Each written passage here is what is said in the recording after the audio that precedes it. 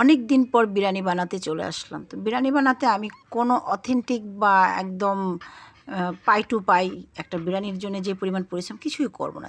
যা যা মশলা আছে সব কিছু দিয়ে আমি মাখিয়ে বসিয়ে দিলাম। আর মাংসটা সিদ্ধ হতে হতে আমি চালটাও বসিয়ে দেবো। তবে হ্যাঁ, খুবই মন খারাপ ছিল এতদিন বন্যা নিয়ে। যেহেতু নোয়াখালী আমার জেলা, আমার আত্মীয়-স্বজন, নিজের বাবার বলেন, মার বলেন, বোন, ভাই সবারই তো আত্মীয়-স্বজন সব নোয়াখালীতে আছে। যেই জায়গাগুলোতে বন্যা হয়েছে সেই সব জায়গাগুলোতেই আমার আত্মীয়-স্বজনরা আছে। তো তারপরে কি মন কি ভালো থাকে এই অবস্থায়?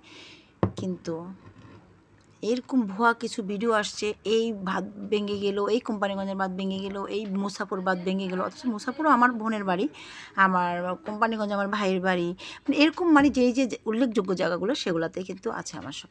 আমি ফোন দিয়ে তাড়াতাড়ি খোঁজ নিয়ে দেখি কিছুই না। তো এই যে বিও ব্যবসায়ী আমার ভাই বা বোনেরা যারাই এর ধরনের ভিডিওগুলা মিডিয়াতে ছড়াচ্ছেন, এটা একদমই ঠিক করছেন না। আমি কিন্তু পুরোটাই হতাশ হয়ে যাই। আমি সেই দিন রাতও মানে অস্থির হয়ে গেছি যে আমি প্রায় ৩টা বাজে আমি টিভি খুলে বসে আছি। একে ফোন দিই, তাকে ফোন দিই, তাকে কারো কোনো খোঁজ পাচ্ছি না। পরের দিন সকালবেলা ফোন দিয়ে যাই হোক ২-১ জনকে পেয়েছি। তারপরে তারা দেখে যাচ্ছে যে দেখলাম যে তারা সবাই ঠিকঠাক আছে। হয়তো চারপাশে পানি একদম ভরে গিয়েছে, ঘরের মধ্যে পানি ঢোকেনি। তো আল্লাহর উপরে অশেষ রহমত হয়তোবা যে ওরা অনেকটাই সেফ ছিল।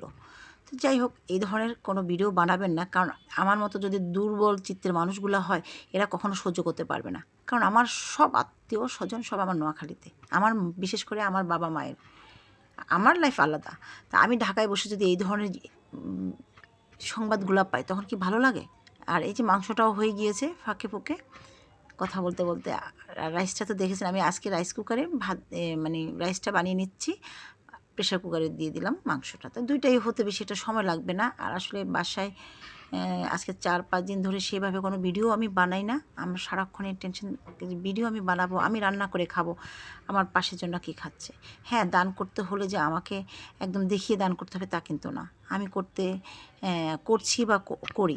সেটা আমি যেভাবে সম্ভব সেভাবে করার চেষ্টা করি। তবে হ্যাঁ, যদি আপনারা আমার পাশে থাকতেন, আমি হয়তো আরেকটু আগেই যেতে পারতাম। কিন্তু কেউ আমার পাশে থাকছেন না। আমারও খুব ইচ্ছে যে আমার যদি ইনকাম হয়, আমি ইনকাম থেকে একটা অংশ অবশ্যই আমি গরিব দুঃখীদের মাঝে আমি এটা দেব। তা আমি অনেক দিন ধরেই অপেক্ষায় আছি। জানি না কেন আল্লাহ চোখ তুলে তাকাচ্ছেন আর নাকি আসলে জনগণই আমাকে সেইভাবে দেখছেন না। তো আমার মনে হয় একটু দেখা উচিত এই বোনটার জন্যে। সবার কাছে আমাদের অনুরোধ থাকবে, আমি যেন সামনের দিনগুলো চাই না বাংলাদেশে কোনো দুর্যোগ, অরাজকতা আসুক।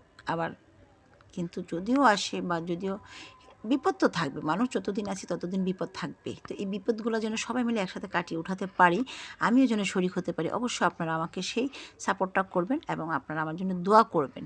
আমি এই যে আজকে আমি নোয়াখালীর মেয়ে হয়ে কতটা হতাশ হয়ে আছি, প্রকাশ করতে পারছি না।